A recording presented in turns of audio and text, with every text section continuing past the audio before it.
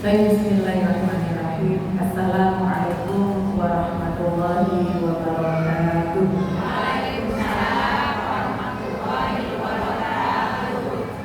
Alhamdulillahirabbil alamin wa bihi nasta'in ala umuri dunya wal din. Wassalatu wassalamu ala asyrofil anbiya wal mursalin wa ala alihi wa ashabihi wa man tabi'ahum ila yaumil. Rabbi shrah li sadri wa yassir li amri wahlul 'uqdatam min lisani yafqahu qawli. Rabbana zidna 'ilman nafi'an warzuqna 'amalan shalihan. Amin amin ya rabbal alamin. Amma ba'd. Yang saya hormati Ibu Ketua Majelis Taklim dan pengurusnya, kemudian ibu jamaah yang masya Allah cantik-cantik ini hari ini. Alhamdulillah ya. Mudah-mudahan Allah Subhanahu wa Ta'ala memberikan keberkahan dan rahmat-Nya untuk kita semuanya dan tidak putus memberikan kebaikan-kebaikan kepada kita semuanya. Amin ya rabbal alamin. Alhamdulillah. Ibu-ibu apa kabar? Alhamdulillah. Allah Akbar. Ya. Tadi sudah ditanya sama Bu Siti, sekarang ditanya lagi. Jadi alhamdulillahnya berulang-ulang berkali-kali. Itu sudah ada pahala. Ya, masya Allah, sudah ada pahala. Kita bersyukur sama Allah Subhanahu wa Ta'ala. Rasa syukur itu pertama diucapkan dengan lafaz hamdalah, alhamdulillah. Kemudian diterjemahkan dengan amal sholeh.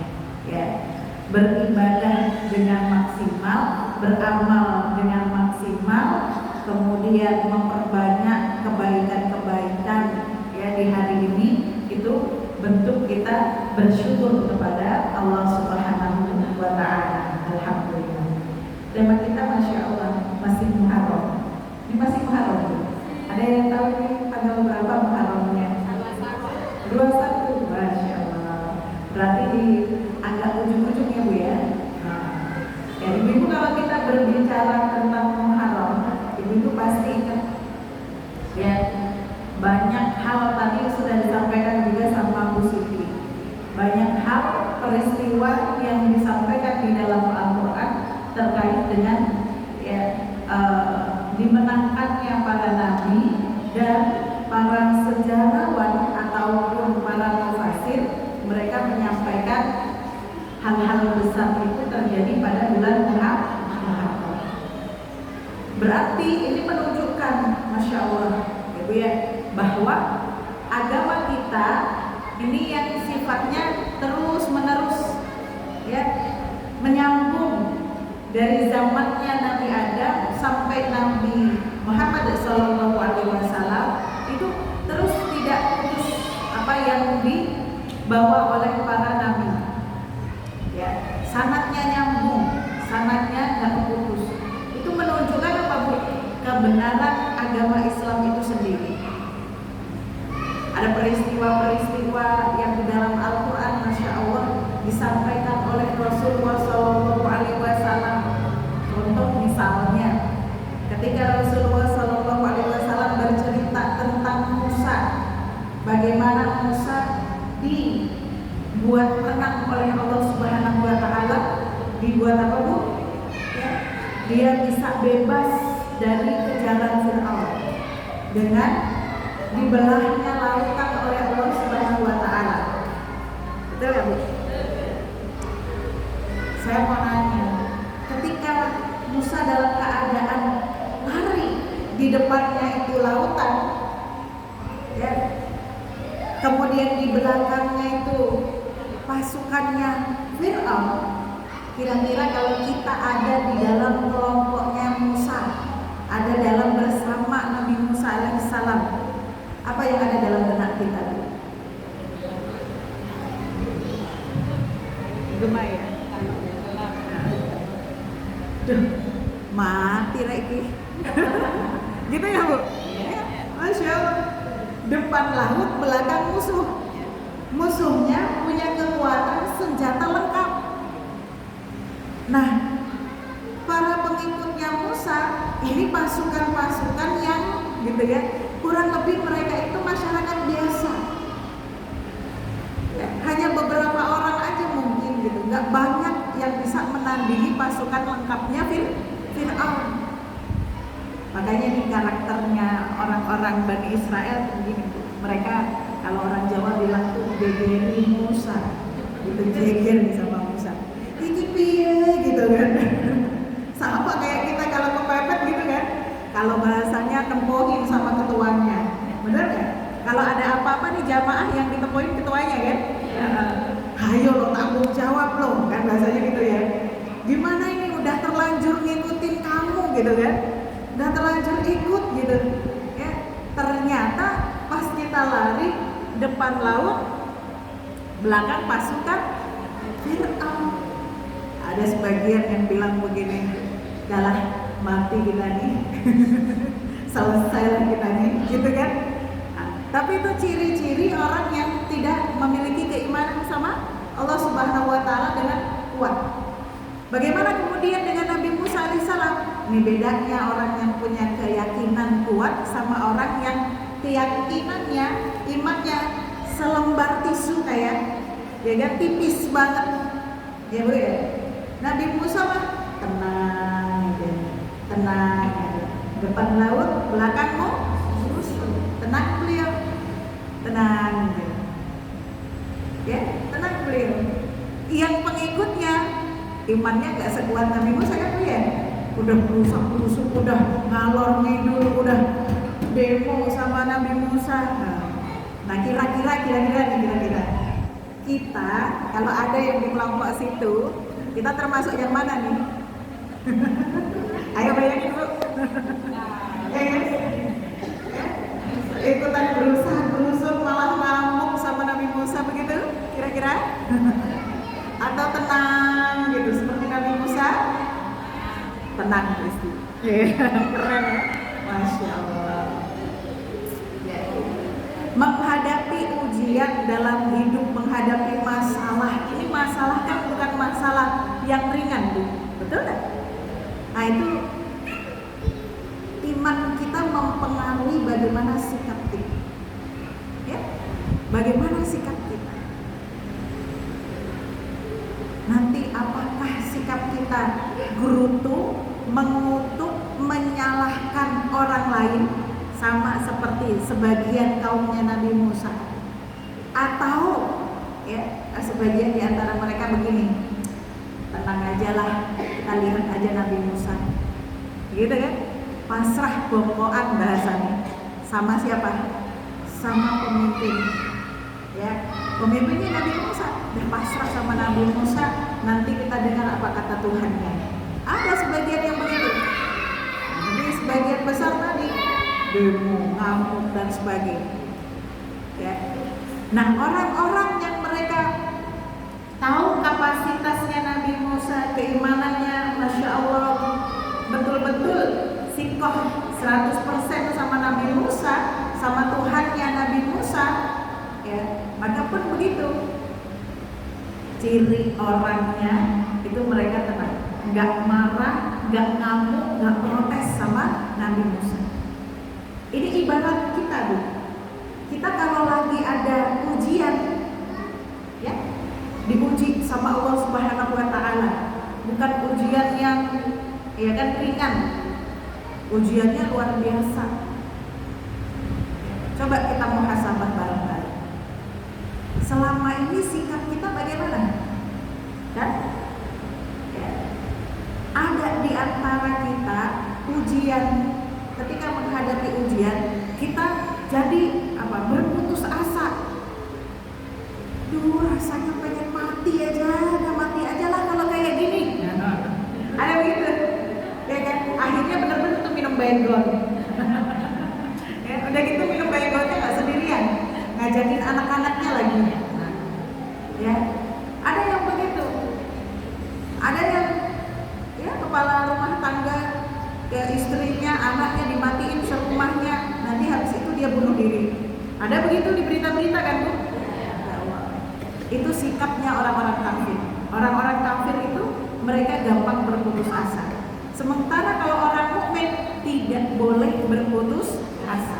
Wala tayasu min rawahillah. Jangan berputus asa pada rahmatnya Allah Subhanahu wa Ta'ala.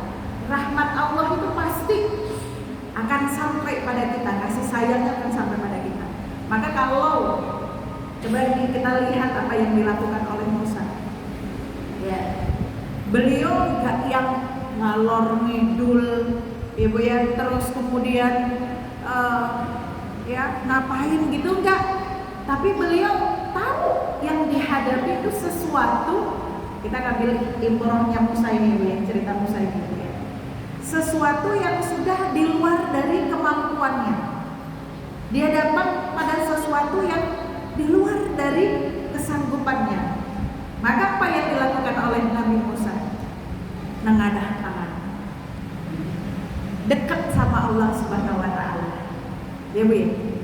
Jadi kita begitu, tiru aja para nabi begitu.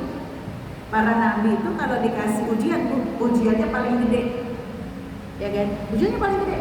Kalau kita orang biasa-biasa aja, sebenarnya ujiannya nggak seberapa. Yang paling gede itu para nabi, para rasul. Ya. Para nabi, para rasul kalau dapat ujian gede, mereka langsung saja dipasrahkan kepada Allah Subhanahu wa Ta'ala. Bukan bentuk putus asa, bukan. Beda, Bu ya. Kita tahu bentuk tawakal itu begitu. Orang mukmin begitu. Bu, nggak sanggup kayaknya saya harus tanya. Ya sudah, tenang Bu. Ya. Sudah langkah begini di jalan, mentok. Langkah begini jalan, mentok. Langkah begini jalan, mentok. Langkah begini jalan, mentok lagi. Terus saya harus bagaimana? Kata Allah Subhanahu wa Ta'ala, "Wa may yattaqillah yaj'al lahu makhraja." Kan begitu? Tebelin aja Bu ketakwaannya. Sama kayak Nabi Musa, makin dia ya kepepet, makin deket sama Allah, makin ngangkat tangannya sama Allah, dikencengin lagi. Masya Allah. Sujudnya makin dikhusyukkan lagi, ibadahnya makin dikuatkan lagi. Masya Allah. Ini Nabi Musa alaihissalam. Maka ya, Bu, tongkatnya Nabi Musa, ibu-ibu tahu tongkatnya Nabi Musa? Nah, tahu nggak tongkatnya Nabi Musa? Kayaknya udah sering di-prank sama para ustadz ini. Mau bilang tahu, emang dapat dari mana gitu kan ya. Ya. Paling nggak kita dengar ceritanya ya, kita tahu ceritanya. Ya kan? Nabi Musa kalau ditanya sama Allah, Musa, di tangan kamu tuh apa? Kan? Nabi Musa bilang, ini ya Allah gitu ya. Ini biasa kayu aja Bu. Tongkatnya tuh kayu aja biasa. Kayu tongkat yang biasa aku pakai untuk apa Bu? Menggembala kambing. Ya, karena kan beliau itu sama mertuanya. Ibu ya kisahnya. Jadi penggembala kambing sebagai mahar buat siapa? Buat istrinya. Insya Allah. Ya, ada anak cowok begitu zaman sekarang, susah ya. Maharnya itu khidmah pada mertua selama berapa lama Bu? 8 tahun. Disempurnakan dengan 2 tahun jadi 10 tahun. Luar biasa itu maharnya. Ya, luar biasa. Ini kayu aja ya Allah, kayu yang biasa aku pakai buat menggembala, kayu yang biasa aku pakai ya kalau lagi jalan ada hal yang merintang di jalan, aku geser-geser lah kayu apa-apa tadi itu dengan kayu ini. Ya, Masya Allah. Bahasanya tuh panjang ceritanya. Obrolan Nabi Musa sama Allah Subhanahu wa Ta'ala. Ya sudah, nggak ada yang istimewa sebenarnya Bu ya. Nggak ada yang istimewa. Maka ketika Allah Subhanahu wa Ta'ala memerintahkan Nabi Musa alaihissalam untuk ya mengumpulkan kayunya ke lautan, itu bukan karena faktor hebat kayunya, bukan. Saya yakin itu tongkatnya Nabi Musa. Kalau ibu yang pegang, mau ibu pukul sampai 100.000 kali, lautan kagak akan ngaruh ke nama-nama. Betul Bu? Iya kan? Nggak ngaruh itu. Tapi yang menghendaki lautan terbelah itu siapa Bu? Allah Subhanahu wa Ta'ala. Karena apa? Karena mau menolong hamba-hambanya yang mau memperjuangkan agama Allah. Yang ditolong hanya artinya mereka tuh yang berjuang, ya Bu ya, orang-orang soleh yang berjuang pada agamanya Allah Subhanahu wa Ta'ala. Buktinya apa, Gusti? Buktinya mereka ketika sudah selamat, sudah lewat semuanya, apa yang terjadi dengan Fir'aun dan para pasukannya? Tenggelam, ya kan? Tenggelam. Jadi bukan karena orang yang kaya, bukan karena orang yang punya kedudukan, bukan karena orang yang ganteng, bukan karena orang yang punya duit banyak yang selamat dari lautan yang tadi dibelahkan oleh Allah Subhanahu wa Ta'ala. Tapi karena apa? Karena keridhaan Allah kepada orang-orang soleh yang bertawakal kepada Allah, yaitu Nabi Musa alaihissalam dengan para pengikutnya. Masya Allah. Di tengah-tengahnya kan Fir'aun itu ya, kalau gini caranya, katanya kan, amantu bi ilai Musa, aku beriman dengan Tuhannya Musa. Malaikat denger, ya Bu ya, malaikat denger nih, gemes malaikat, tak leletin sekalian. Kata malaikat kan gitu ya, sekalian di ya. Jadi taubat yang sudah begitu tuh tidak ada gunanya. Nah konon katanya pada kitab-kitab yang menjelaskan pada kisah ini, Nabi Musa itu keluar dari lautan dengan para rombongannya itu terjadi pada bulan Muharram, tepatnya pada tanggal 10 Muharram. Maka ketika Rasulullah SAW sampai di Madinah, ya, beliau melewati satu kaum, ya, ini kaum Yahudi, orang-orang Yahudi. Mereka kemudian ya, berpuasa, pada kondisi berpuasa. Rata-rata mereka berpuasa. Apa yang Rasulullah SAW tanyakan kepada mereka? Ada apa kalian berpuasa hari ini? Alasannya apa kalian berpuasa? Kemudian satu di antara mereka menjawab, karena pada hari ini Nabi Musa alaihissalam dibebaskan dari pengejaran siapa Bu? Fir'aun. Dibuat menang oleh Allah Subhanahu wa Ta'ala, selamat dari lautan yang begitu luas. Maka Rasulullah menyampaikan, kami ini lebih berhak daripada kalian. Ya, nahnu ahaqqu minkum. Kami ini lebih berhak daripada kalian. Maka sejak saat itu Rasulullah SAW berpuasa setiap tanggal 10 Muharram, menyuruh kita untuk berpuasa. Dalam sebuah hadis Rasulullah menyampaikan, afdhalus siyam ba'da Ramadan apa Bu? Siyamus syu'a. Puasa yang paling afdal, paling utama setelah Ramadan adalah puasa di bulan Muharram, yaitu di tanggal 10 Muharram. Masya Allah. Kemarin pada puasa nggak Bu? Puasa. Alhamdulillah. Jadi motivasinya sudah terlewat. Ya, kalau motivasinya puasa sudah terlewat karena ini sudah tanggal 21. Tapi ketika kita menilik dari masalah hijrah, luar biasa. Kita tak ada momen yang membuat kita terlewat. Yaitu tentang apa Bu? Semangat hijrah itu sendiri. Muharram kalau di penanggalan Muslim itu adalah di awal tahun Hijriah, betul Bu? Jadi tanggal 1 Muharram itu bertepatan dengan tanggal 1 tahun barunya Hijriah. Ya. Kalau tanggal 1-nya Masehi itu Januari ya, tahun barunya Masehi itu Januari, tanggal 1 Januari. Tapi kalau Hijriah tanggal 1-nya Muharram, bulan Muharram itu yang menjadi pertanda awal tahun apa Bu? Hijri.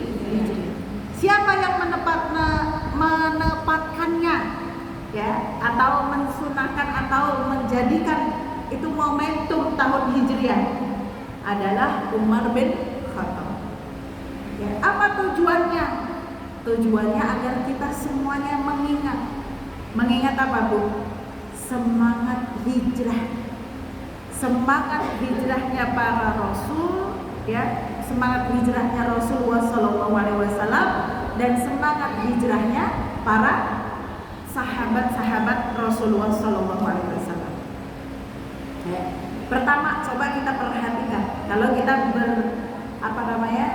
belajar terkait dengan masalah hijrah ini, ya, kita belajar tentang sejarahnya terlebih dahulu. Ibu, satu, tentang perjuangan para sahabat, ya, yaitu ibu kebayang nggak? Coba sekarang nih kita pura-puranya kita jadi sahabat nih ya, kira-kira, ya. Di sini kita sudah mapan, punya rumah, punya kerabat, anak cucu, banyak semuanya di sini, ya Bu ya. Rumahnya udah bagus, ada kebunnya, punya sawah misal, ya kan? Perniagaannya juga di sini. Tiba-tiba diperintahkan untuk meninggalkan semuanya, harus hijrah. Karena pada waktu itu hijrah itu menjadi kewajiban. Ya, hijrah itu menjadi kewajiban. Kira-kira lagi nih. Kalau tadi kan kira-kira jadi siapa? Kaumnya Nabi Musa. Ya, kira-kira nih kalau kita hidup di masanya Rasulullah, kita hidup enak di sini, sudah punya semua-muanya, ya Bu. Tiba-tiba kita diperintahkan wajib hukumnya untuk berhijrah. Yang kita nggak punya gambaran sama sekali dengan tempat atau negara yang kita tuju nanti. Nggak ada gambarannya. Ya, nanti di sana bisa cari uang atau tidak, pekerjaannya bagaimana, dan udah jelas pasti akan terpisah dengan sanak dan saudara. Sudah jelas terpisah sama besti-besti deket rumahnya, ya kan? Udah jelas tuh kepisah sama gitu kan lingkungan yang kita cintai, tempat lahirnya kita. Ini kira-kira kalau kita gimana Bu? Berat atau berat? Ya kan? Ada orang tua, termasuk orang tua saya Bu, termasuk orang tua saya tuh. Ya, ayo ikut Mak sama saya di Jakarta, biar ada temennya. Gitu. Jawabannya apa? Ya kan? Ya, orang tua tuh udah kerasa ini tanah lahir beta bahasanya. Ya, pokoknya hidup matinya ya di sini sajalah, sudah kenal dengan ini. Masya Allah. Ya. Ini kira-kira aja ya Bu ya, cuman memang tidak sebanding sih dengan kondisinya zaman dahulu. Ya. Jadi artinya apa? Keimanan para sahabat, para as-sabiqunal awwalun, para orang-orang terdahulu yang masuk Islam, ya, di masanya Rasulullah SAW, ketika beliau mendakwahkan Islam di awal-awal, itu memiliki kualitas keimanan yang berbeda dibandingkan generasi-generasi sebelumnya, setelahnya. Generasi-generasi setelahnya. Maka tidaklah sama orang yang masuk Islam sebelum Fathu Mekah, ya Bu, dengan orang yang masuk Islam setelah Fathu Mekah. Nah, orang-orang yang beriman di masa-masa awal itu disebutnya oleh Al-Quran Al-Muqarrabun, ya Bu, orang-orang yang derajatnya sangat dekat oleh Allah Subhanahu wa Ta'ala. Mereka bagian dari as-sabiqunal awwalun. Ya, kalau di dalam surat Al-Waqiah bunyinya sullatun minal awwalina wa qalilun minal akhir. Al-Muqarrabun itu orang-orang yang punya hubungan dekat dengan Allah Subhanahu wa Ta'ala, orang-orang yang keimanannya luar biasa baik, ya Bu ya, dari kata qarib, ya Bu ya, qarib qaraba yang qarabu, qariban, dekat sama Allah Subhanahu wa Ta'ala. Ini orang-orang bertakwa, orang-orang soleh yang dari golongan orang-orang dahulu, mereka tuh golongannya banyak. Ya, sulah artinya banyak. bagaimana Ustazah? Kita juga mau dong jadi bagian dari mereka yang mendapatkan kemuliaan di sisi Allah Subhanahu wa taala, mendapatkan apa Bu? Surga yang tinggi gitu ya, masuk pada kelompoknya mereka. Tidak ada jalan lain Bu. Ikuti jalannya mereka. Yaitu al-muqarrabun tadi, orang-orang soleh yang terdahulu. Jalannya Rasulullah Sallallahu Alaihi Wasallam, jalannya para sahabat-sahabat beliau, orang-orang soleh setelah para sahabat, yaitu para tabiin, kan begitu Bu? Kemudian para tabiin, tabiin, kemudian dilanjutkan para kekasih-kekasihnya Allah, waliullah ya, yang ada setelah golongan para tabiin, kemudian para ulama ya, dan juga ya, guru-guru kita. Jadi manutnya di situ, ikutinya. Ya, kalau bahasa zaman anak muda sekarang itu, kita harus jadi followernya orang-orang yang mengikuti Rasulullah Shallallahu Alaihi Wasallam, yang sanatnya itu nyambung ngikut sampai pada Rasulullah Shallallahu Alaihi Wasallam. Paham? Itu jalan yang membuat kita sama dengan mereka. Jadi bagaimana kemudian meluaskan makna hijrah? Apa Bu? Meluaskan makna hijrah. Ya. Kalau zaman dulu ketika Rasulullah Shallallahu Alaihi Wasallam dengan para sahabatnya diwajibkan berhijrah karena ada satu kondisi di mana perjuangan Rasulullah, dakwah Rasulullah menemui jalan buntu di kota Mekah selama berapa tahun Bu? 13 tahun. Ya Bu ya? 13 tahun Rasulullah dakwah, ngajakin orang untuk berislam. Masya Allah, susahnya luar biasa. Subhanallah. Kalau bahasa sekarang nih, kalau ada orang yang ngadu tuh bilangnya begini, Ustazah, tetangga saya mah dah skatrok kabeh. Apa tuh bahasanya? Udah kepala batuk semuanya, udah keras banget. Ya, diajak baik pada nggak mau. Ya kan? Nggak ada di sini, nggak ada. Di sini nggak ada. Nggak ada. Di sono juga nggak ada. Ya pokoknya jauh adanya, gitu ya. Ya, dah diajak ngaji nggak mau, ya kan? Dinasehatin baik nggak mau, ya. Yang ada apa? Yang ada tuh hidupnya barbar aja. Ya. Pokoknya nggak beraturan. Makanya suka ada berantem satu dengan yang lain. Para tetangga tuh saling berantem. Ada yang sampai cakar-cakaran, yang perempuan jambak-jambakan, ya kan? Atau kalau zaman sekarang perang status, ya kan?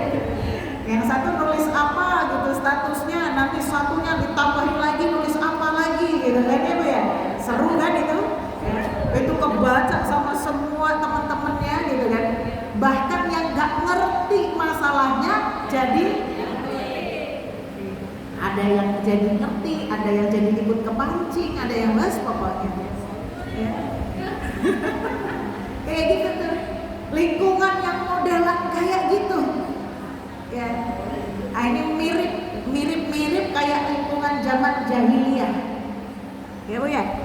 Zaman yang jahiliyah begitu, dikasih ajar sama Rasulullah, dibenerin, dikasih hidayah, nggak ada yang mau. Mereka kekeh dengan apa? Kekufurannya. Yang paling berbahaya lagi, mereka dengan semena-mena justru nangkap orang-orang muslim yang lemah, nangkap orang-orang yang tidak memiliki perlindungan, disiksa, bahkan ada yang sampai dibunuh. Bu. Ya Allah, ya. Dimasukin anaknya ke dalam apa Bu? Air yang mendidih.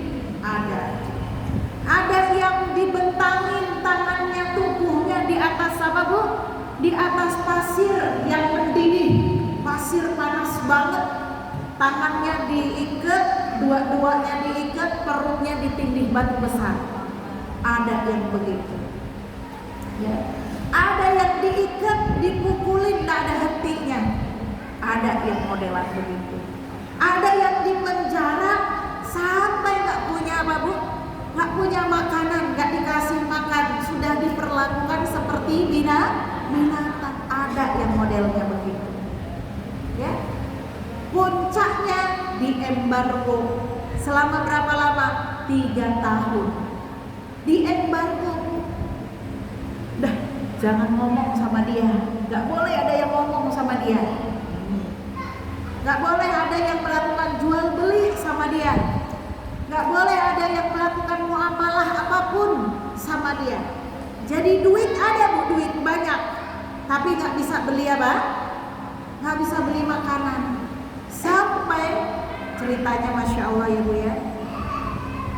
Baginda Ummahatul Mukminin Sayyidah Khadijah radhiyallahu anha sampai kurus beliau. Sampai sakit di masa embargo. Ya, sampai beliau pun makan rumput masya Allah sama sahabat-sahabat yang lain itu yang namanya pokoknya tanaman hijau yang penting gak ada racun aja itu dimakan. Kebayang bu keimanan orang zaman dulu. Dicoba lagi. Kira-kira kalau kita ada dalam kondisi seperti itu, coba lagi nih kita membayangkan, ya kan? Sanggup nggak kita begitu? Wong kita di rumah bu ya, baru dicuekin tetangga, padahal di rumah tuh nggak kenapa-napa. Tetangga kita sebenarnya juga nggak ngaruh sama hidup kita, betul nggak? Nggak ngaruh, wong kita bisa makan bukan karena dia, betul kan? Kita itu loh bisa ketawa, happy dan sebagainya, ya kan? Bukan karena dia, ya. Kita sebenarnya jalan hidup kita bisa normal tanpa dia, betul nggak? Tapi kalau kita ketahuan kitanya nggak diajak ngomong, dimusuhin, itu rasanya udah kayak gimana bu? Jadi nggak enak ya rasanya gitu ya. Ya, kadang-kadang kita ikut emosi. Ya Allah, jangan gampang emosi begitu ya. Jangan gampang emosi. Ya. Nah ini kondisinya masya Allah sampai 3 tahun. Maka untuk menyelamatkan Islam, untuk menyelamatkan akidah dan menyelamatkan orang-orang mukmin pada waktu itu, Allah perintahkan untuk berhijrah. Masya Allah. Dan pada waktu itu hijrah hukumnya apa bu? Wajib. Ya, punya harta nggak punya harta, punya kekayaan melimpah ataupun tidak, harus diantara orang-orang muslim saling tolong menolong supaya mereka bisa keluar dari tanah haram, keluar dari tanah Mekah. Masya Allah.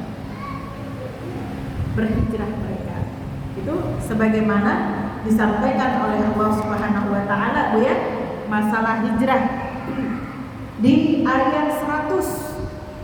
Ibu-ibu kalau mau buka semuanya nggak apa-apa. Ayat 100 di surat An-Nisa. A'udzu billahi minasyaitonir rajim. Wa man yuhajir fi sabilillahi yajid fil ardi muragaman katsiran wa sa'ah. Wa man yakhruj min baytihi muhajiran ila Allahi wa rasulih thumma yudrikuhul maut faqad waqa'a ajruhu 'ala Allah wa kana Allahu ghafurur rahima. Ya. Artinya, perhatikan, dan barang siapa berhijrah di jalan Allah, niscaya mereka akan mendapatkan di bumi ini tempat hijrah yang luas dan rezeki dijamin sama Allah Subhanahu Wa Taala. Ya, rezeki yang bagaimana? Yang banyak, masya Allah. Ya. Barang siapa keluar dari rumahnya dengan maksud berhijrah karena Allah dan Rasulnya, kemudian kematian menimpanya sebelum sampai ke tempat hijrahnya tadi, ya, maka sungguh pahalanya telah Dan Allah Maha Pengampun lagi Maha Penyayang. Perhatikan kalimatnya. Ya. Dari ayat-ayat ini kita bisa banyak mengambil pelajaran. Ya. Kalau kita merujuk pada tafsir Al-Manar, di sana ada dikatakan 3 sebab orang itu harus berhijrah. Jangan diem aja di situ, gitu ya Bu ya. Ada 3 hal, ada 3 sebab yang mengakibatkan orang itu ya berhijrah. Yang pertama, kullu muslimin yakunu fi makanin yuftinu fi. Setiap orang muslim yang di tempatnya ya di situ terjadi fitnah, sehingga fitnahnya membahayakan dirinya. Contoh seperti baginda Nabi Shallallahu Alaihi Wasallam dengan para sahabat. Ya, kalau diam di situ, padahal Islam belum memiliki kekuatan besar, tidak memiliki militer, ya Bu ya. Pada waktu itu tidak ada satu kondisi yang bisa mendatangkan bala bantuan dari negara lain atau dari tempat lain, belum punya kekuasaan seperti itu, ya. Maka datang perintah Allah Subhanahu wa taala untuk berhijrah. Ya. Karena kalau ya, ditakutkan kalau misalnya satu kondisi ini selain dari tadi yang disampaikan oleh Rasulullah, kondisi seperti ini diperjuangkan, justru nanti Islam tidak bisa panjang. Ya Bu ya, nggak bisa panjang nafasnya, dakwahnya terhenti sampai di situ. Ya, maka kondisinya begitu. Maka ibu-ibu ingat ya, dulu kita pernah diajarin sama guru-guru kita, kalau mau cari tempat tinggal, perhatikan lingkungan sekitarnya. Betul nggak Bu? Orang tua kita, guru-guru kita kalau ngajarin kan begitu ya. Ya, diajarinnya begitu. Tujuannya buat apa? Agar kalau kita ya mau beribadah di satu tempat itu, minimal kita nyaman, tidak ada yang mengganggu. Begitu. Ya, tapi kalau misalnya kita sudah tahu tuh hanya karena faktor murah misalnya, di situ ada rumah murah banget. Berapa? Rumah gede banget, ya kan, 500 meter lebih gitu ya. Tapi harganya 100 juta, udah bagus lagi. Wah, itu kalau di sini nggak bakalan dapet gitu ya. Jelas lah nggak bakalan dapet. Jangankan di sini, di kampung aja udah nggak ada harga segitu, nggak ada. Ya. Tapi kok ini ada gitu kan, kaget gitu ya. Ternyata ketika dilihatin lingkungannya, lingkungan yang nggak benar. Ya, ini kita nggak boleh Bu. Apalagi kita nggak punya kemampuan dan kekuatan untuk merubah lingkungan itu. Itu nggak boleh. Ya, jadi lebih baik tinggalin. Jangan kita ya Bu ya mementingkan tadi murahnya, tapi membahayakan keimanan kita. Jangan begitu. Ya, lihatin itu lingkungan. Di satu tempat, di satu kondisi yang mengkhawatirkan kondisi keimanan kita, kondisi keislaman kita, dan itu tidak lagi bisa dipertahankan, maka hijrah saja, keluar saja, begitu. Ya. Kemudian yang kedua, la yajuzu liman aslama fi makanin laisa fihi ulama. Kalau di satu tempat itu tidak ada ulamanya, insyaallah. Ya. Sementara kita sendiri bukan ulama. Nah, kita masih perlu dibimbing oleh ulama. Ya. Maka hijrah. Cari tempat yang ada ulamanya di sana. Ya. Jangan sampai gitu ya. Ya, tetangga sih baik-baik semuanya, maksudnya baik secara sosial gitu ya, nggak kenapa-napa gitu ya, lingkungannya juga aman aja. Tapi di sana tuh betul-betul buta sama yang namanya ilmu agama. Tidak ada yang menunjukkan tentang syariat, tidak ada yang mengajarkan tentang sholat, tidak ada yang mengajarkan tentang agama Islam, tidak ada yang mengajarkan tentang baik buruk. Sementara kita sendiri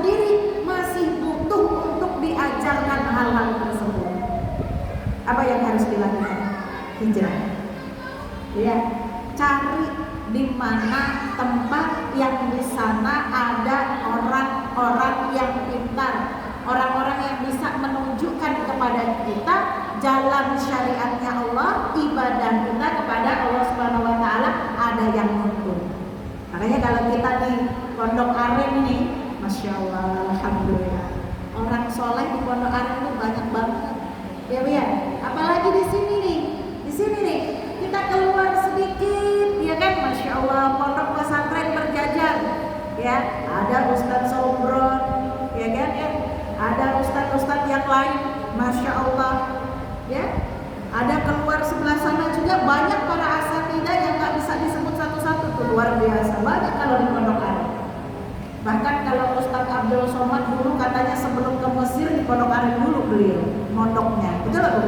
Ya, Masya Allah.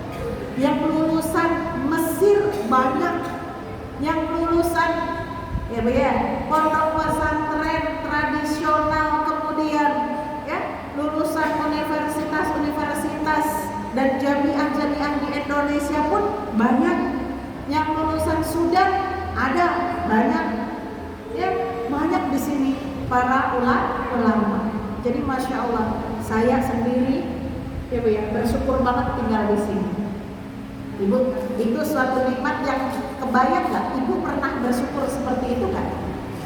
Ya Allah, Alhamdulillah loh, saya tinggal di Pondok Aren. Banyak para ustadznya, banyak ulamanya, banyak orang pinternya.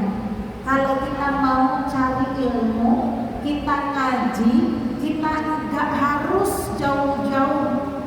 Betul gak Bu? Kemarin ada ya anaknya teman saya datang ke rumah, dia tinggal di Korea. Katanya kalau ngaji itu mesti menempuh perjalanan ya Bu ya minimal 5 jam, 8 jam. Perhatikan tuh. Nah kita mah asal mau gelinding aja. Ya kan Bu? Gitu aja, subhanallah. Ya kan? Ya Allah Bu, di sini tuh banyak majelis taklim, ya kan? Di Jamiah Islamiyah, di Al-Ikhwaniyah, di Quraniyah, di mana lagi? Ya, di HCQ ada, di masjid-masjid musola selalu ada majelisnya. Ya Allah, nggak kehitung. Kalau kita turutin itu satu-satu, kitanya nggak sempet selonjoran di rumah. Iya kan Bu? Itu kok masih, mohon maaf, kok masih bodoh sama Islam, itu yang salah siapa Bu? Iya kan? Ya Allah, oh masih nggak ngerti sholat, nggak ngerti toharoh, nggak bisa baca Quran. Yang salah siapa Bu? Sendiri. Gimana enggak Bu? Orang kalau diajakin ngaji itu alasannya ada aja, ya kan? Yang ngomong cucu lah, ya kan? Yang cuci yang setrikaan belum dipegang lah, ada nggak kayak gitu? Ibu kalau alasannya kayak gitu terus nanti kita alasan ntar ya kalau sudah, mana gitu? Bahasa kita kan suka begitu ya. Kalau yang sibuk kerja, ntar ya kalau sudah pensiun, gitu ya. Ya kan?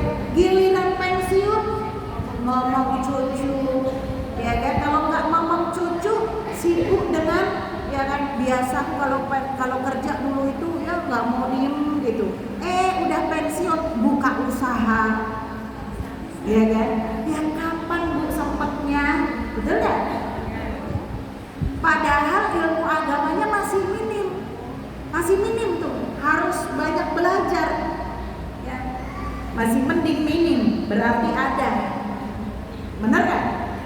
Yang nggak ada ilmu agamanya, sholat masih nggak benar, kagak ngerti gitu ya, kagak bisa baca doa sholat. Emang ada Bu yang nggak ngerti, nggak bisa baca sholat? Nah, ada yang bilang banyak. Kalau di sini mah kagak ada. Ya, semuanya udah pinter-pinter semuanya. Ya kan? Masih terbatak-batak ngajinya. Ada nggak di sini? Ngajinya terbata-bata. Kalau bahasa hadisnya itu mutatata, ya kan? Mutatata kalau bahasa kita terbata-bata terjemahannya. Kalau orang Jawa bilangnya plegak-pelegu. Do you understand plegak-pelegu? Paham nggak Bu plegak-pelegu? Plegak-pelegu tuh kayak gitu tuh, mutatata, terbata-bata, ya. Bacanya ngalor gitu. Ya kan? Mau diterusin Bu? Mau diterusin kayak gitu? Bukan diterusin ngajinya nih ya, mau diterusin ke bata-bata ngajinya. Kurang. Mau diterusin bodohnya? Dah kan? Maka hijrahlah. Kan begitu?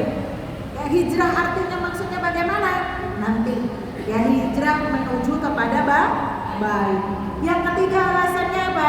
Annahu yajibu ala majmu'ul muslimin an takuna lahu jamaah. Ya, cari komunitas dan membentuk komunitas muslim. Itu hukumnya wajib. Artinya apa? Berjamaah kita dengan jamaah orang-orang muslim itu hukumnya wajib, jangan sendirian. Maka kalau kita nggak nemu itu di lingkungan kita, cari keluar Bu, hijrahkan. Cari yang Ibu ya mau punya komunitas. Komunitas apa aja Bu? Organisasi apa aja?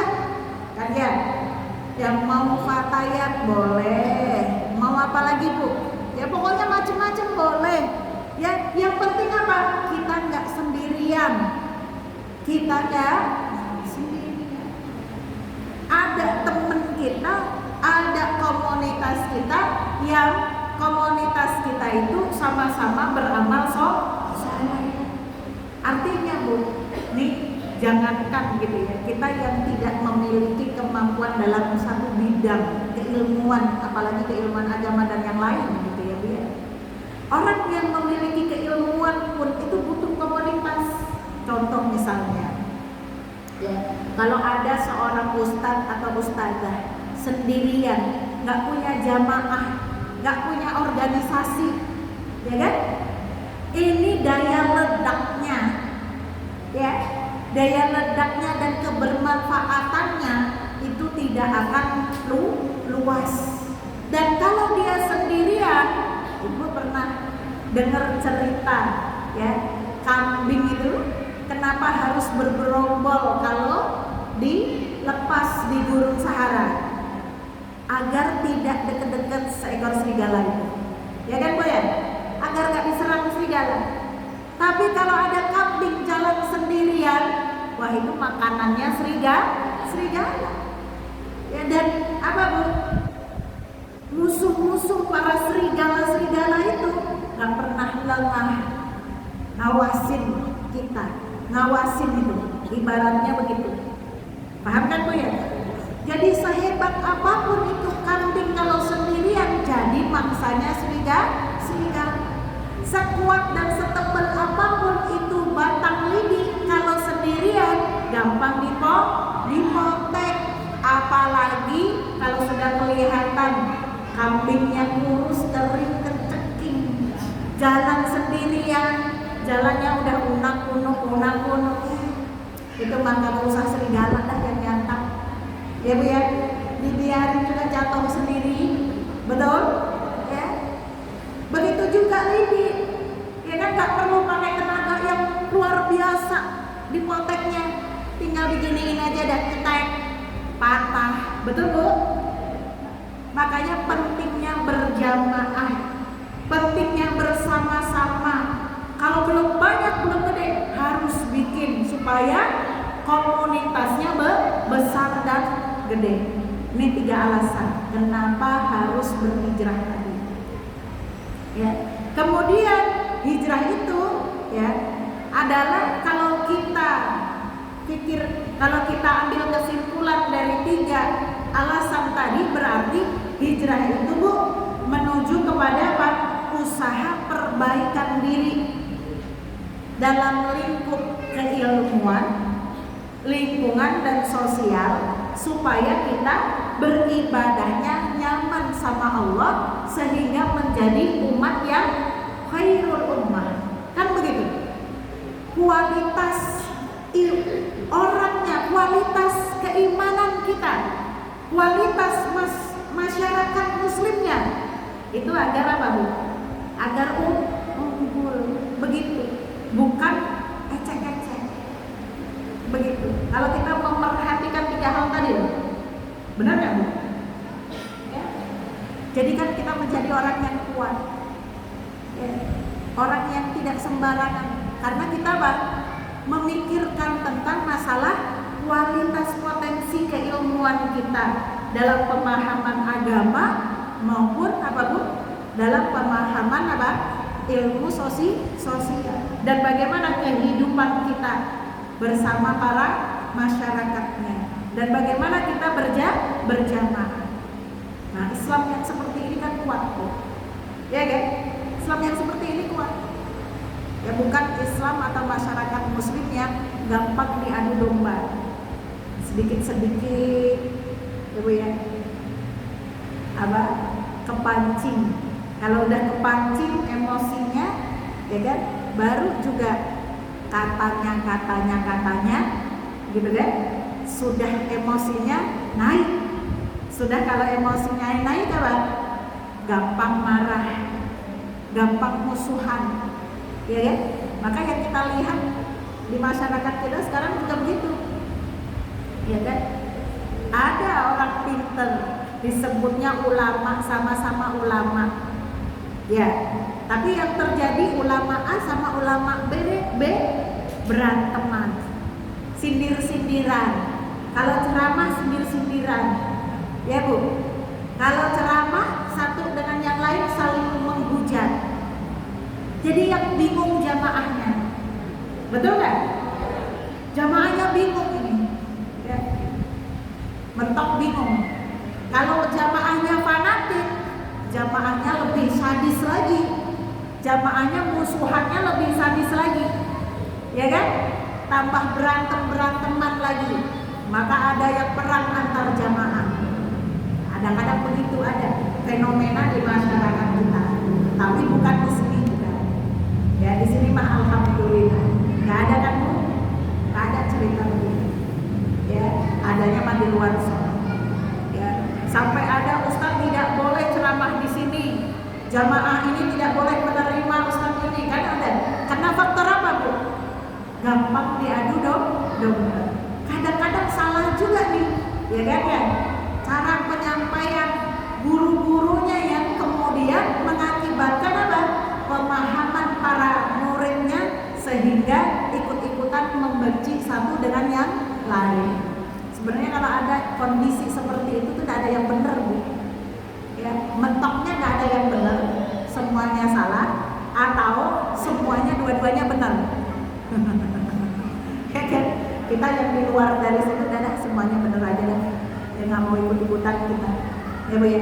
Yang penting kita dulu lingkungan kita, diri kita, lingkungan kita dan masyarakat kita baik.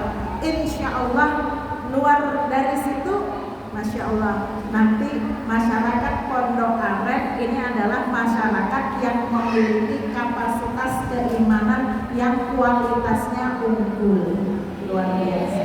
Kenapa?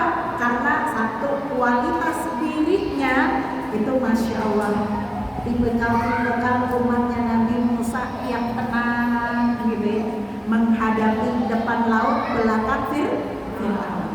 Ikutan yang tenang, kalem. Ikutan yang hatinya sakinah. Tipikal para sahabat yang rela mengorbankan harta benda, ya Bu ya, untuk mau berhijrah mengikuti perintahnya Allah Subhanahu wa Ta'ala. Betul kan? Insya Allah Ustaz. Jadi ya, insya Allah seperti itu. Tipikal mau berkorban. Dari mana bisa dilihatnya? Setiap majelis taklim yang diadakan sama ibu-ibu di Pondok Aren pasti selalu minimal ada ininya, betul? Nah, minimal ini berarti kan ini bukti berkorban, betul Bu? Ya, nanti ada apa Bu? Ya ada kain celeng muter selalu penuh, nah itu bukti berkorban. Ada santunan Muharram gercep, ya, dikorbankan hartanya, masya Allah. Ya, bulan besar kemarin Idul Adha selalu masjid A, masjid B, masjid C. Kalau di Pondok Aren ini selalu banyak pengkorbannya, betul nggak? Nah, ini karakter-karakter yang mau berkorban, betul kan? Mudah-mudahan itu kita yang duduk di sini. Amin ya rabbal alamin.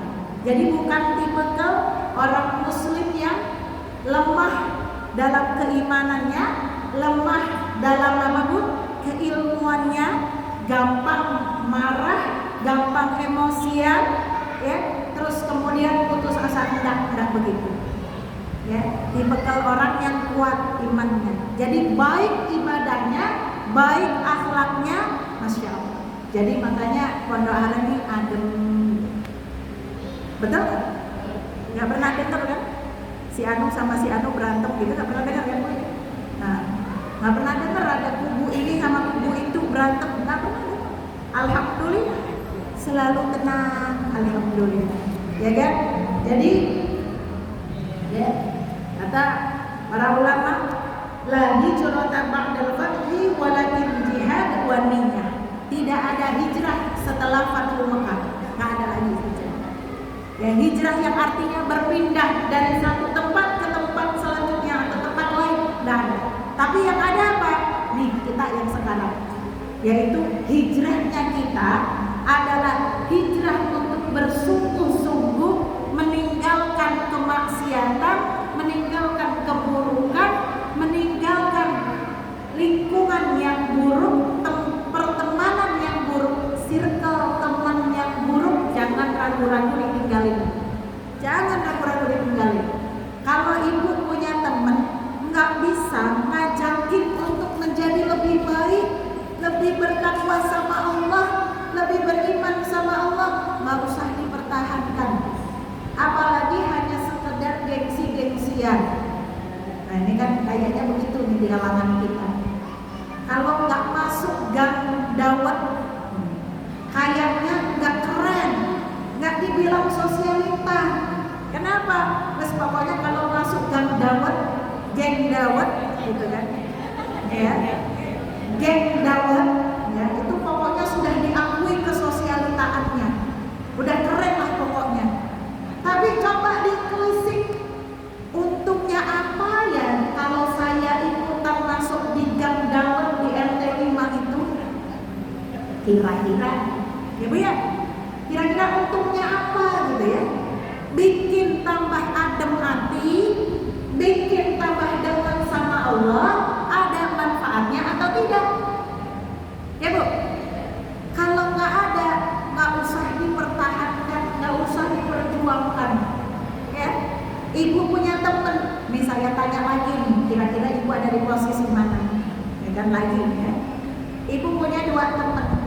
Yang satu hobinya ngajakin ngaji, kesana ya, jalan ayo Bu, jalan ngaji, ke masjid ini, kesana, ayo Bu belajar tahsin, ayo Bu belajar ini, gitu. Satu, ya, sebutlah namanya siapa ini, ya kan? Ya, Bu Fatimah. Ada yang namanya Bu Fatimah? Ada. Bu Nunung, masya Allah. Ya. Ada nih Bu Fatimah, senangnya ngajakin kebaikan. Pokoknya dia tuh orangnya gercep. Ada apa-apa tuh ngajakin kita sukanya, ngajakin baik. Bu, ada santunan Muharram, kita sama-sama nyumbang yuk Bu, bantuin saya bikin ini, ibu mau nggak? Nah, ini Bu Fatimah ini suka begitu. Bu ngaji yuk, kesini yuk, mau nggak Bu? Nah, ini Bu Fatimah tuh, pokoknya kalau ketemu sama dia, jadah capnya itu udah abang soleh. Ada kan Bu, ada begitu kan? Ada kan? Nah, masya Allah. Ini ada teman satu begitu. Ada lagi satu teman lagi, modelannya begini. Bu, jalan-jalan yuk, karena abang. Ngiter kita ngiter. Setiap ketemu dia, ya kan?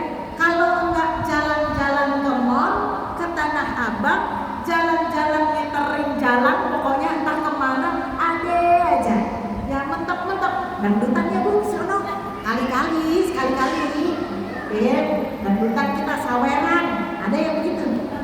Kira-kira. Ya. Ibu pilih yang mana nih? Yang Bu Fatimah atau si Fulana? Beneran. Ini Bu Fatimah, Bu.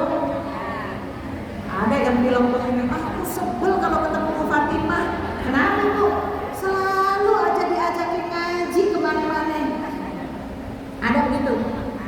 Ya Allah, ya. Selalu aja diajakinnya ngaji, selalu aja diajakin ngaji, selalu diajakin taksim, selalu diajakin ngomongannya tuh ngomongan ustadahnya, ngomongannya itu akhirat aja, ngomongannya tuh pokoknya tuh kayak gitulah.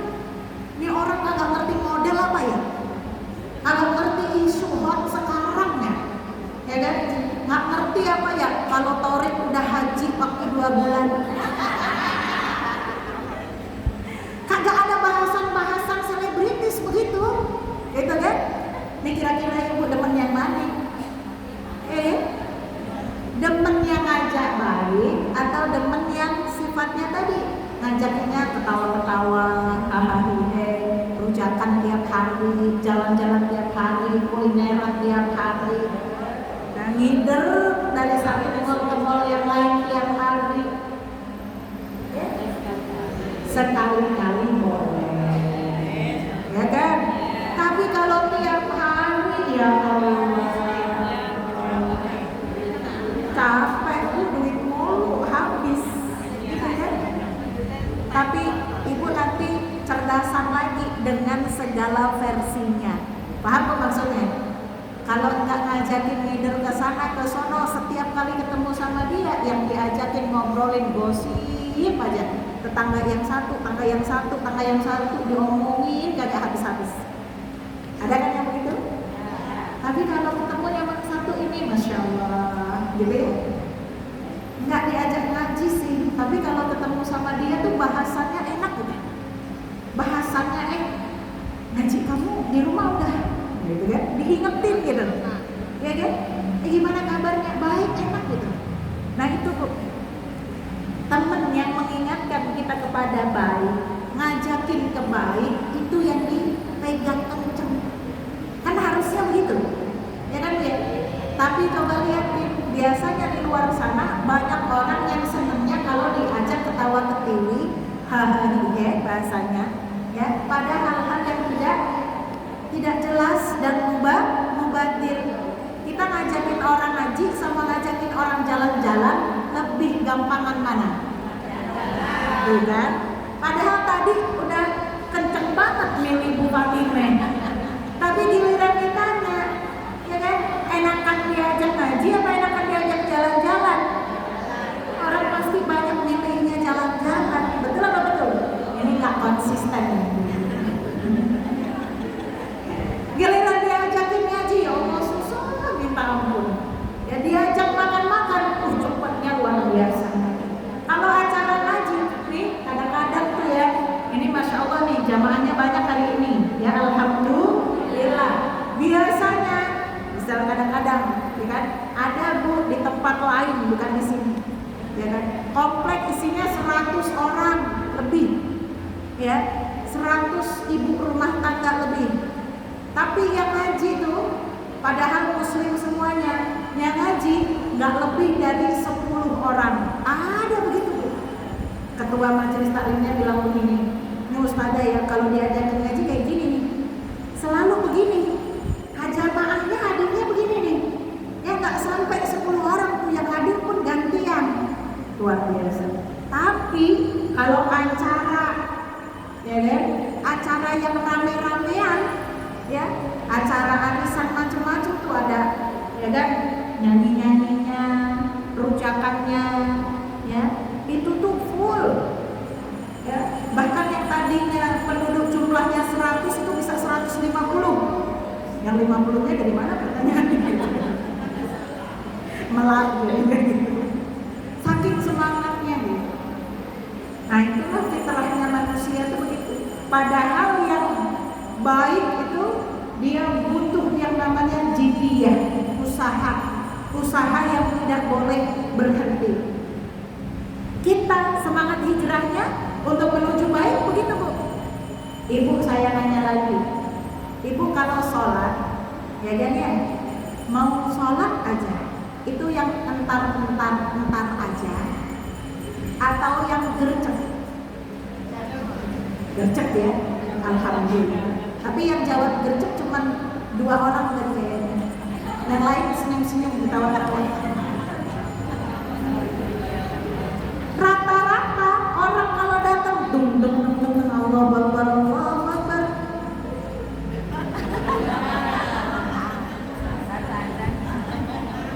Masih kayak gitu. Betul apa betul tuh? Enggak gitu. Gitu. Padahal sunnahnya Bu, kalau dalam kebaikan, dalam ibadah itu kita harus bersegera, gercep bahasanya. Jalannya itu harus setengah berlalu. Sama kayak kita kalau Bu, kita list ya siapa yang mau sumbangan nih Muharraman gitu kan. Ntar pada nungguin gitu, pada numpang berapa gitu. Ya. Jarang tuh urutan nomor 1 tuh sampai panitianya ngulang lagi pengumumannya. Ya.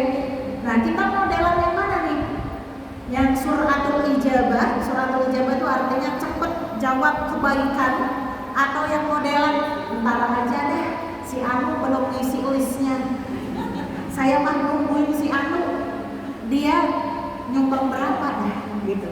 Ada yang begitu Bu? Banyak, jangan ya, banyak. Makanya tadi dikatakan hijrahnya kita itu bersungguh-sungguh ya Bu ya, bersungguh-sungguh jihad dalam kebaikan ya Bu ya, kemudian apa? Gercep dalam kebaikan, dan kemudian apa? Niatnya diperbaiki setiap bangun tidur. Ibu-ibu saya ajarin ya, setiap bangun tidur ya Allah, alhamdulillah kan Bu, alhamdulillah sudah dibangunkan dalam keadaan sehat, sudah dibangunkan dalam keadaan sempurna sebagaimana kemarin kita tidurnya ya, alhamdulillah. Maka ya Allah, insya Allah hari ini dengan kehendak-Mu, satu hari semuanya adalah ibadah untuk-Mu. Begitu, diyakin begitu.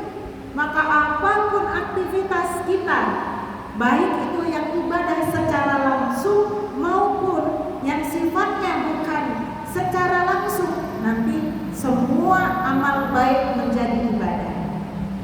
Masak jadi ibadah, nyapu jadi ibadah, kerja jadi ibadah, ya Bu, nyetrika jadi ibadah, apalagi ngaji, sholat dan sebagainya.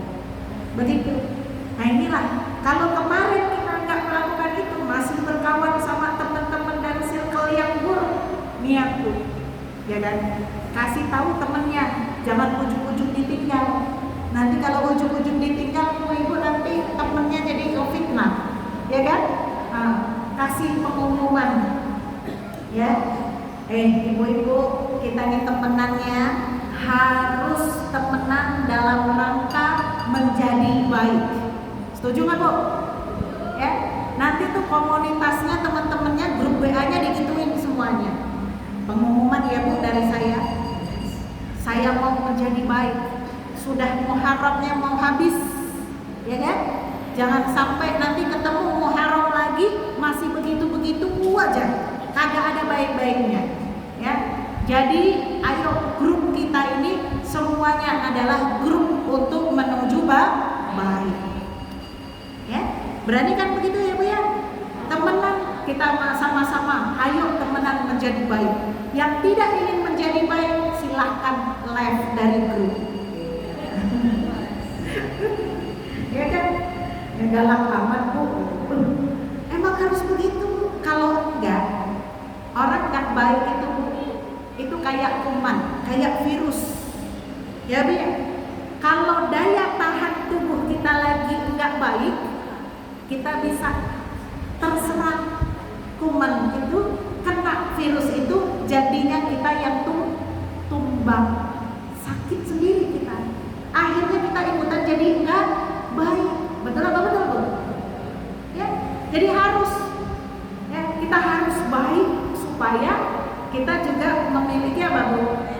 Ya, daya tahan yang baik. Maka yang kita baikkan bukan cuma kita sendiri, teman-teman kita, keluarga kita, circle kita, semuanya juga harus berusaha menjadi baik. Kalau masih belum baik, niat untuk menjadi baik. Niat aja dulu. Pada mau nggak niat jadi orang baik? Ya kan? Nah, kalau mau semuanya, hayu temenan sama saya. Ya kita saling menasehati. Kalau ada yang kira-kira melemah, kita kuatkan. Begitu Bu. Begitu tuh jamaah orang muslim itu begitu. Saling menasehati dalam kebaikan, saling menasehati dengan cara kasih sayang. Maka inilah nilai hijrah yang sesungguhnya. Menjadi lebih baik, sama-sama menjadi baik, sama-sama kita meningkat kualitas keimanan, kualitas diri kita di hadapan Allah Subhanahu wa taala.